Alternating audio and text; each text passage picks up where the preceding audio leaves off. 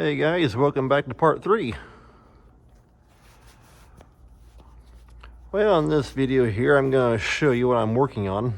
And if you saw where I was working on the Kinze bean planter on the gauge wheels, adjusting them, I'm doing the same thing here. However,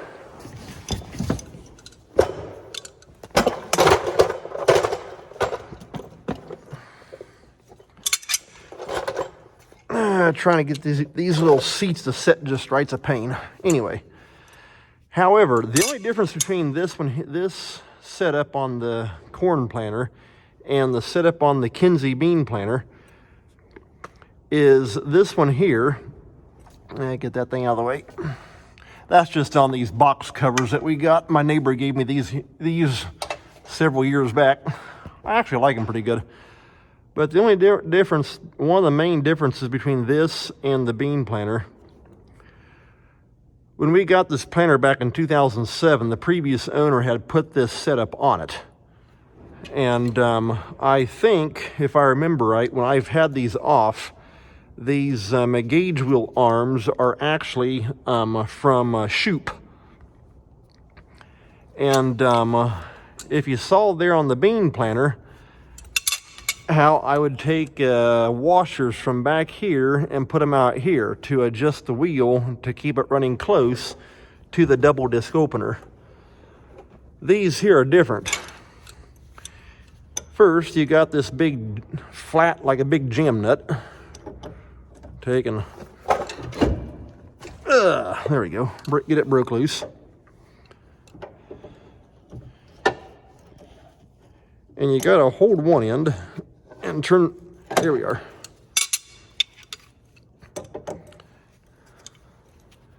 But you got that big jam nut right there. Okay, it's got loosened up. And you can see right here, there's that threaded part. And with a shoulder right here. This here's your the bolt and flat wash that hold it onto the end of the frame arm. But what you do is you take this wrench here and put it on these shoulders out here on the end, and simply take and turn that. Sometimes kind of stiff. Well, not too bad. And what that does is it's like a cam, and it just moves the wheel in and out, which is a much better concept. Because originally, this planter would have been just like the bean planter has.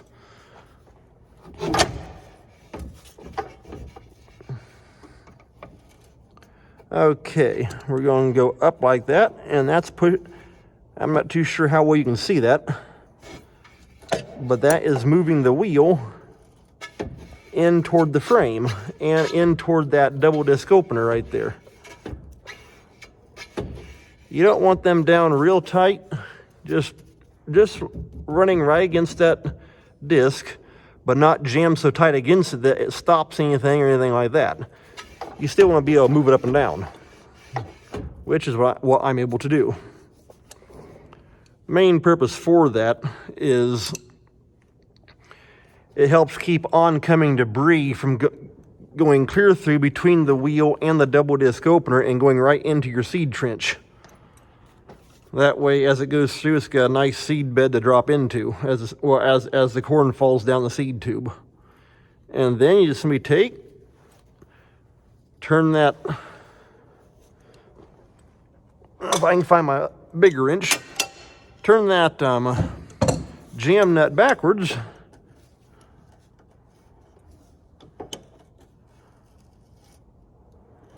Now, right there, you probably saw this piece here turn. Sometimes it'll turn. I did have one down here, I think it might have been over on that side on number 12. It didn't. All I simply did was just simply tightened up the jam nut, good to go. Most of the time, however, you gotta grab onto this one right here and turn the back one. Otherwise, it'll turn and throw out of adjustment. Now, I don't know if you can hear that, but it's kind of rubbing against that blade. That's what you want.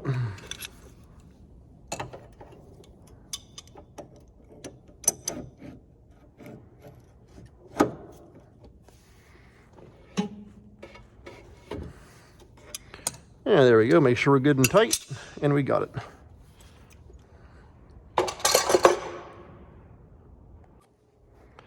Okay, well, I figured I'd go ahead and show you one more here. Same thing. Just got done on that one. Now I'm over here on this one. But we're going to loosen up that little jam nut right there. There we go. Even spun out.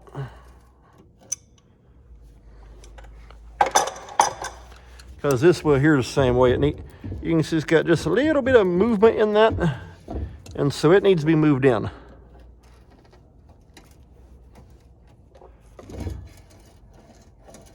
And right there, we're dialing it in.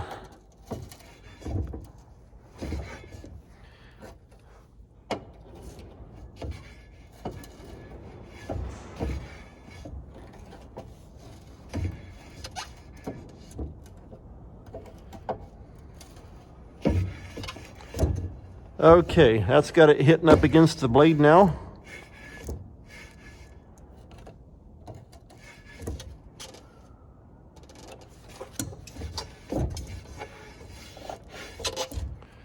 That's got it. Like I say, you don't want it shoved so tight that it stops anything or causes that blade to lock up. In fact, quick side note, here several years ago, well, actually, it was before we got this planer here, because we had, this here is actually a 12 row 38. It's a 1630 frame, but it's a 12 row 38-inch row spacing.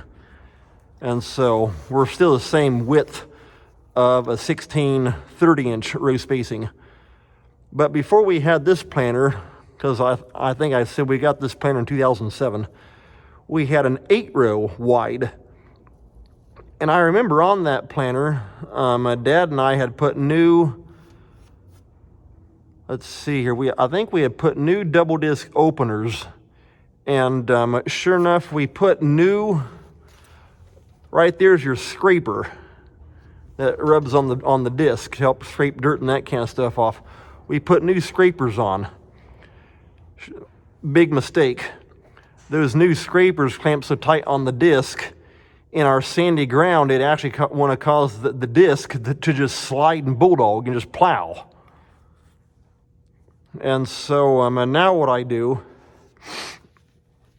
and sounds kind of odd, but whenever I put new disc blades on, I hardly ever change the scrapers. I actually just run old worn out scrapers and I never have any more problems. Now, I say that because in our sandy ground, you can get away with that and be all right. But some of you guys are in clay. Big difference.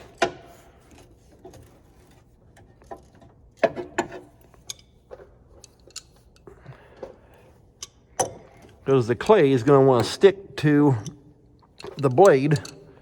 Come on.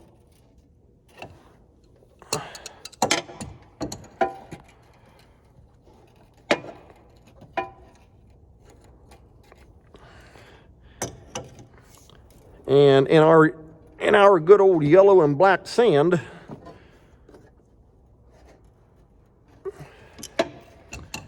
it doesn't stick. Alrighty, there we go. That's got that one. And so that's why I run scrapers that, the back side of the scraper is still part of it, but that where it drops down, it's like that big square. This part up here is basically all worn off. You just have the back part here helping somewhat. But like I say, that's why I run old worn out scrapers That way it doesn't cause those double disc openers to actually lock up and just push and not roll. But well, I'll tell you what, I think I'm going to call that an end here on showing you on adjusting these, because they're all the same. I may bring you back in. I found 2 roll pins that were busted on those Yetter fertilizer openers, and so I may show you some things on that. Well, you just saw me doing the adjusting on the gauge wheels. I want to show you on these Yetter fertilizer setups. There's a roll pin that goes in right down here. You gotta watch. Those like to break out every now and then. And I've actually found 2 that are half broke on number 12 and on number 10. And so I'll be showing you how to replace them. But because if that roll pin, the whole thing breaks off, the whole unit will drop. The whole unit here will drop off this tube piece, or that round bar. You sure don't want that. Okay, let me show you here right quick. On these Yetters, what you want to do, you want to take and loosen. There's this collar right here. I've already loosened up. You just want to take and loosen that thing up, because it sits down against the bottom piece here. Loosen that up, raise it up, just like that. Then take a handyman jack and take and raise up on that, and you'll see how this is sliding up on this round bar. You're just going to use the jack to hold that up there like that. Yeah, that should work right there. Put a little pressure against it, that way it can't go anywhere.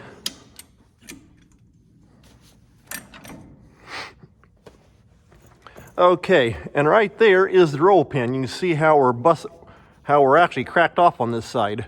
Road number 10 is the same way. So what you want to do is get your roll pin punch and go in right over here, punch that roll pin out that way. Sometimes you can use a punch, sometimes you may actually have to use an air hammer. And so I'll find out what I need here. Okay, I got my hammer and roll pin punch lined up. Let's see what happens.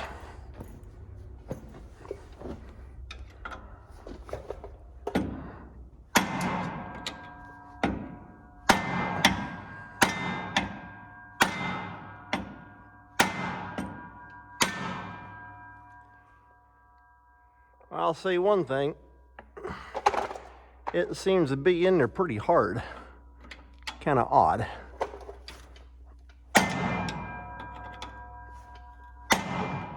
I get the old air hammer out.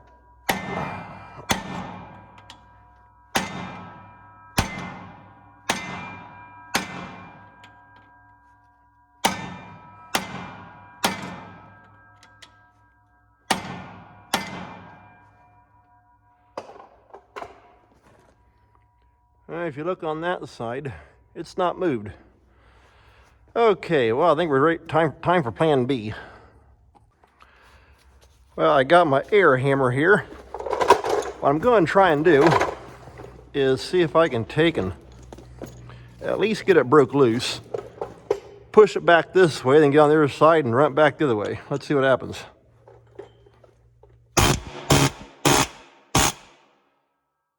Hey, that did it. All it needed was that vibration, knock her through. Okay, you can see right there it came out on that side. I'm going to get back over there and see if I can shove it back through. And let's see here. With that jack in the way, I know you might not be able to see a whole lot.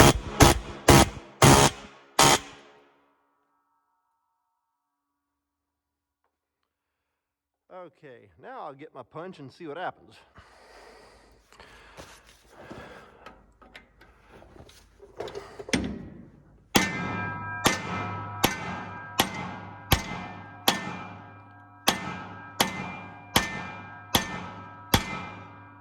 Well,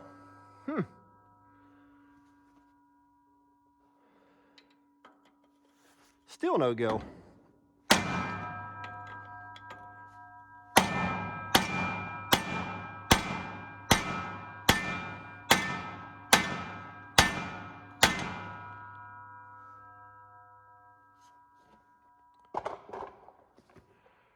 Well, that's kind of odd. Well, let me see here. I may have changed things up a little bit again.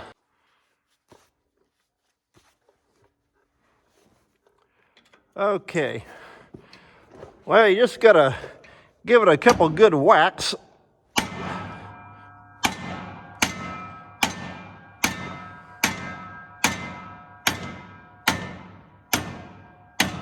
There we go. That's got it.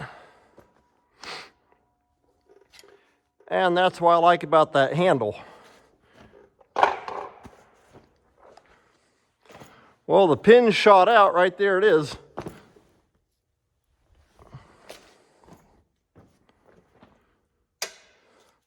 Okay, now I've got to get me another one dug out here and see about getting it put back in.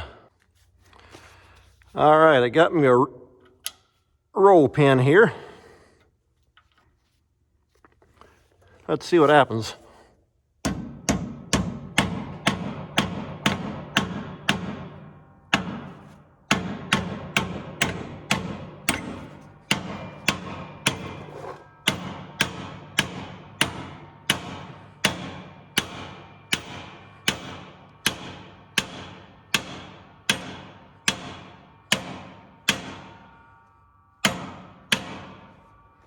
Okay, looks like we're pretty well evened up on both sides. I think we're ready to take and drop the jack down.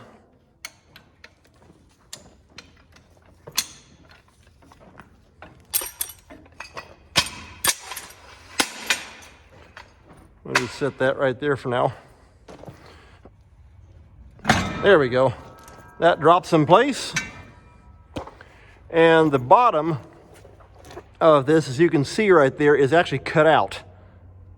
And each side drops down over top of that roll pin. We'll just take and set that collar back down.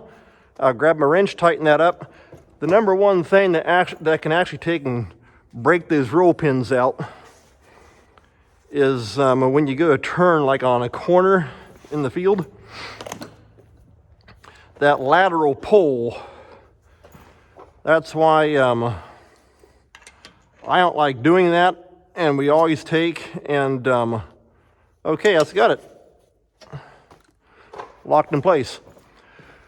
We always take and square the corners up, unless it's like along a ditch bank, for example. We have a big arcing curve, fine, no big deal. But a neighbor of mine, actually about a half mile up the road here, and let's see, if I remember right, yeah, he does run a 16-row John Deere. And I've seen him do that on corners. You'll see where he'll come up and he'll just go right around the end.